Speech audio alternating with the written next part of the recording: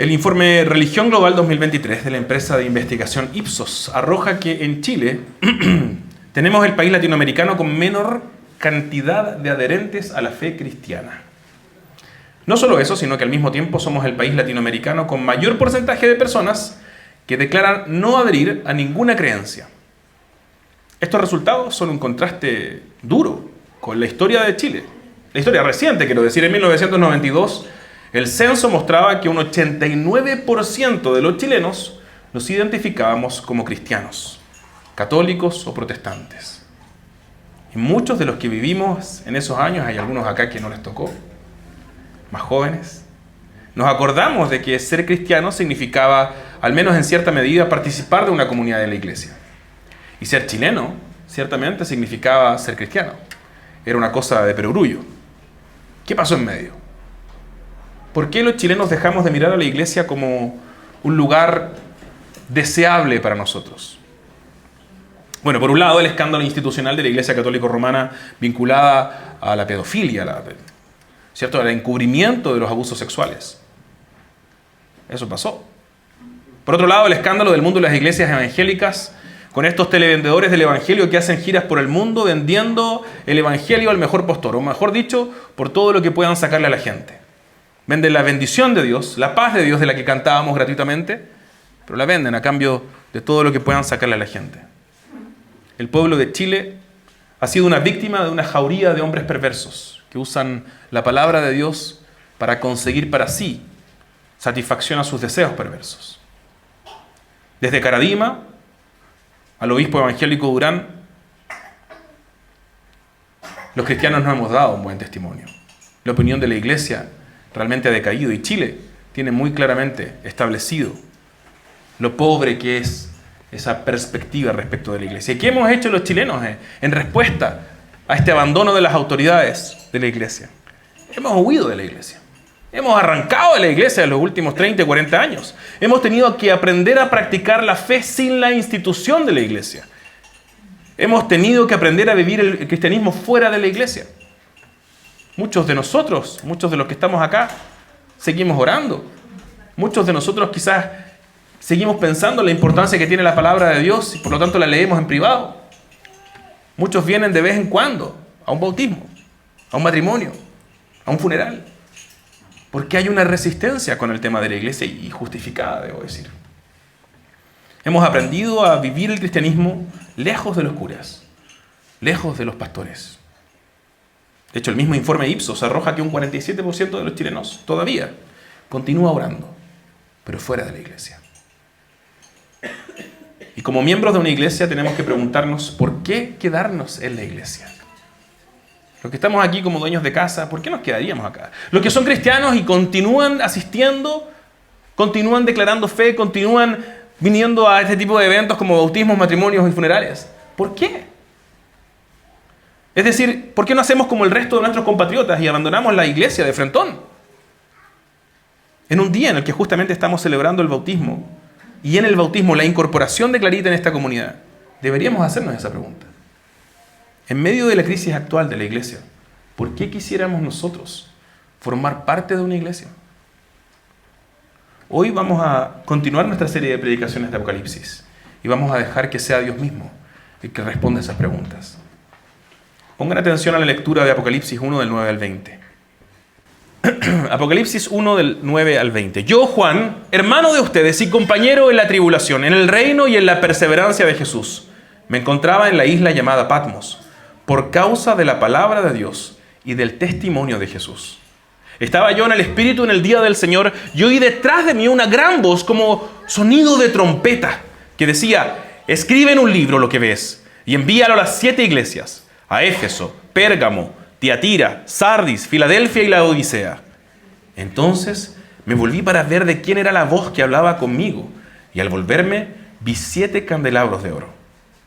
En medio de los candelabros vi a uno semejante al Hijo del Hombre, vestido con una túnica que llegaba hasta los pies y ceñido por el pecho con un cinto de oro. Su cabeza y sus cabellos eran blancos como la blanca lana, como la nieve. Sus ojos eran como una llama de fuego. Sus pies se parecían al bronce bruñido cuando se le ha hecho refulgir en el horno y su voz como el ruido de muchas aguas. En su mano derecha tenía 7 estrellas, y de su boca salía una espada aguda de 2 filos. Su rostro era como el sol cuando brilla con toda su fuerza. Cuando lo vi, caí como un muerto a sus pies. Y él puso su mano derecha sobre mí diciendo: no temas, yo soy el primero y el último, y el que vive y estuve muerto. Pero ahora estoy vivo por los siglos de los siglos, y tengo las llaves de la muerte y del Hades. Escribe pues las cosas que has visto, y las que son, y las que han de suceder después de estas.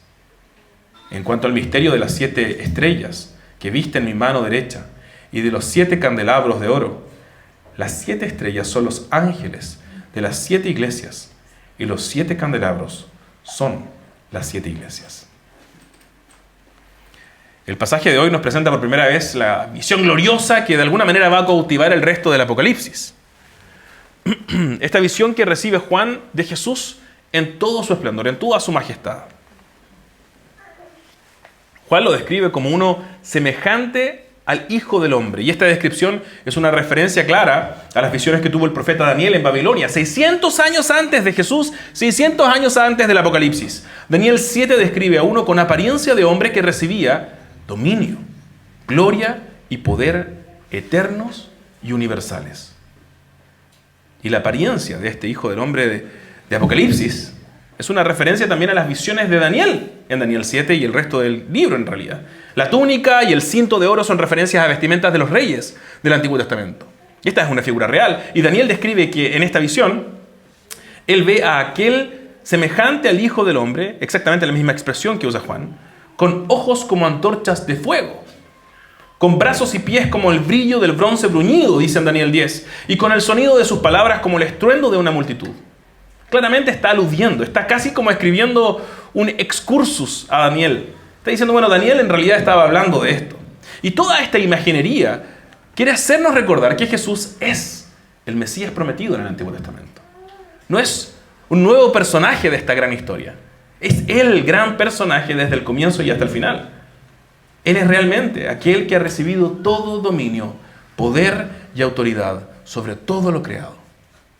Sobre los vivos y los muertos, sobre el cielo y la tierra. Toda la creación obedece a Él. Esta descripción tiene la intención de cautivarnos, de hacernos temblar las rodillas. Y de hecho Juan responde a sí mismo, cayendo muerto a sus pies.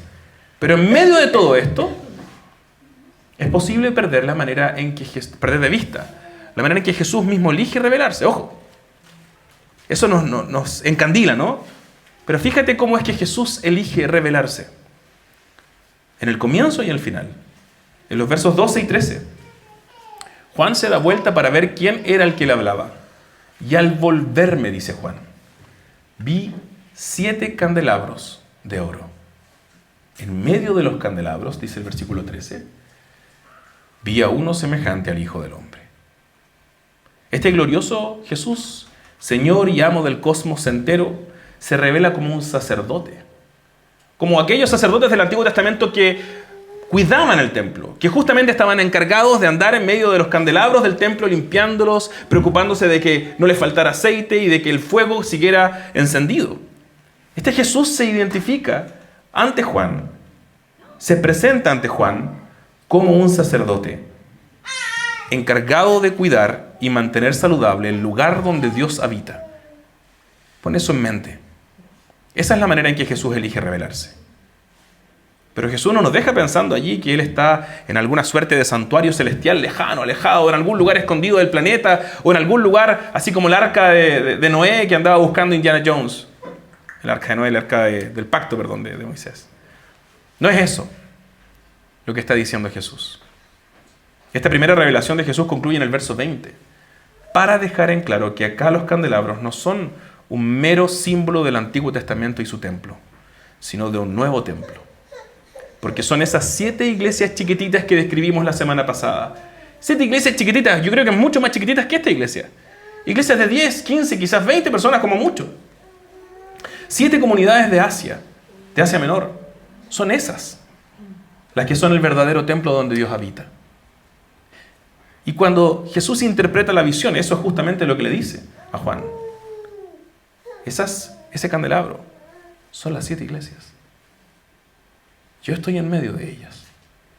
Él está en medio de estas 7 iglesias frágiles, a las que, por cierto, está escrito este libro Apocalipsis. Jesús elige revelarse no solamente como un rey eterno, poderoso, glorioso. A todos nos gusta eso, ¿no? Nos gusta la foto de LinkedIn que se vea bien poderosa, bien fuerte, ¿cierto? Como firme, aquí vengo yo. Pero no es solamente eso. Jesús elige revelarse como un abnegado sacerdote que se ocupa de cuidar, mantener y limpiar su iglesia.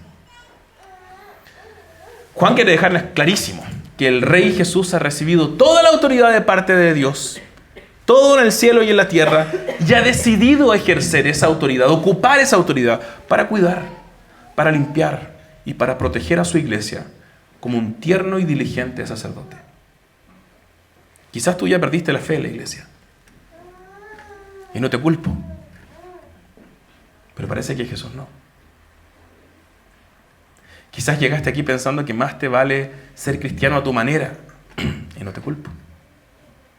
En medio de la crisis de la iglesia chilena, has tomado la decisión de alejarte de la iglesia y quizás vivir tu relación con Dios de una manera más individual, más privada. A mi manera, decimos los chilenos, ¿cierto? Yo creo, pero a mi manera. Soy católico, pero a mi manera. Soy anglicano, pero a mi manera. Sin embargo, Jesús se ha revelado en Apocalipsis para recordarnos que Él nos cuida, nos protege y nos limpia en el contexto de su comunidad, de su iglesia. Esta carta está escrita para su iglesia. Podría haberle escrito esta carta a Juan como individuo, pero no. Está escrita para la iglesia, para los creyentes. Y para los creyentes la solución a la crisis de la iglesia en Chile no va a llegar simplemente alejándonos de la iglesia. Va a llegar al buscar juntos a Jesús, su instrucción en su palabra, su poder por medio de la oración para reformar la iglesia. Y la iglesia que Jesús prometió cuidar, por cierto, y esto es algo que a los chilenos nos afecta harto por nuestro contexto, ¿no? La iglesia que Jesús prometió cuidar no es una institución. Y tenemos metido eso en la cabeza a los chilenos. Jesús no está dispuesto a blindar y proteger autoridades corruptas para mantener el buen nombre de su institución. No le interesa eso. Jesús está comprometido a guiar, cuidar y proteger a las comunidades de creyentes que buscan depender de Él. Y las va a proteger muchas veces, y lo ha hecho.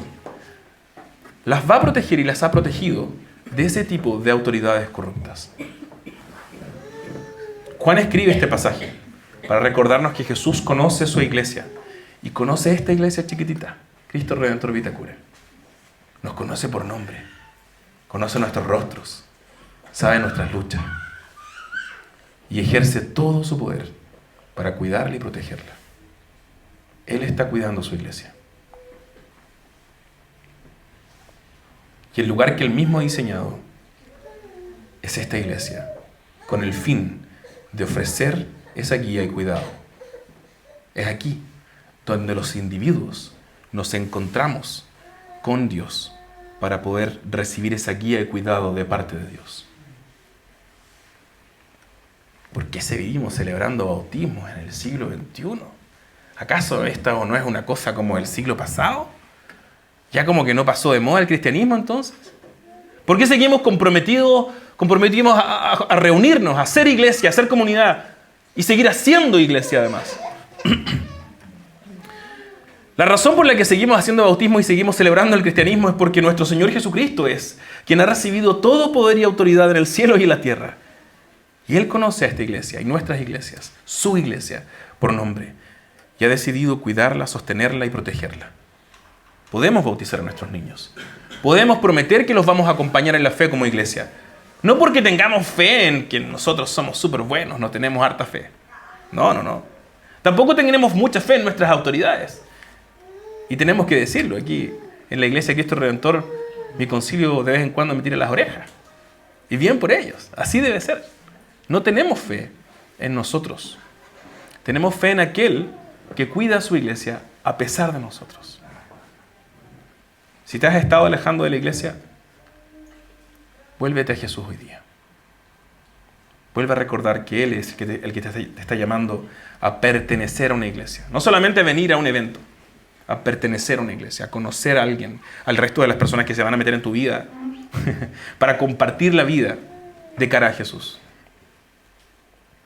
Si no te creíste la mentira satánica de la institucionalización perversa, de que vamos a proteger nuestras instituciones aunque haga daño, aunque tengamos que encubrir a líderes corruptos, bueno, entonces no te creas el mito satánico de la individualización de la fe. La fe no se vive de a uno. La típica ilustración que se usa para esto es hablar del bombero, que es bombero. Cuando le preguntan a qué compañía pertenece, él dice, no, yo soy bombero solo, no pertenezco a ninguna compañía. Ser cristiano es parecido. No podemos ser cristianos, realmente, plenamente, si no pertenecemos a una comunidad de fe. Y ojo que no es lo mismo asistir a una iglesia que pertenecer a una iglesia. Pertenecer a una comunidad de hermanos y hermanas que queremos vivir juntos, definidos por Jesús. Tú y yo necesitamos una tribu para vivir. Y el dicho dice que incluso para criar a un niño, ¿no? Para criar a un niño se necesita una tribu, dice el dicho.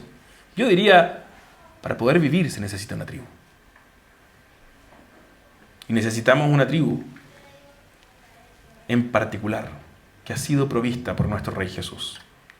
Esta es la tribu donde Él mismo ha decidido habitar y cuidar de su pueblo. Sea esta iglesia en particular u otra iglesia, necesitamos pertenecer.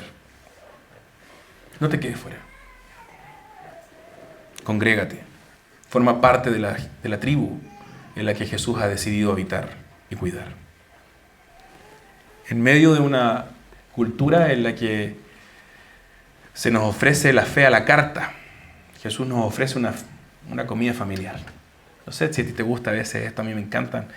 Lo hablamos con el otro día. Sergio, tú eres fanático de una picá que hay en los militares con Nuestra Señora del Rosario, ¿cierto? Me soplaron el otro día, porque me pillaron ahí. Qué rico comerse una cazuela casera maravillosa.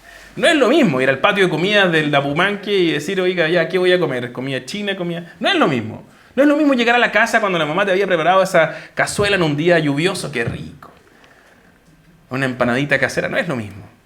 Hay algo mágico de ello. Y eso es lo que nos ofrece Jesús hoy día.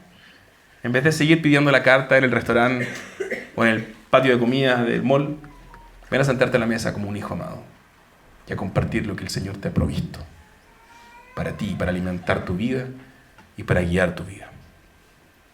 Y si eres miembro de esta iglesia, tengo que decir, si eres miembro de una iglesia, tu compromiso debe estar no solamente en formar parte de la comunidad, sino que cuidar el camino de esa comunidad.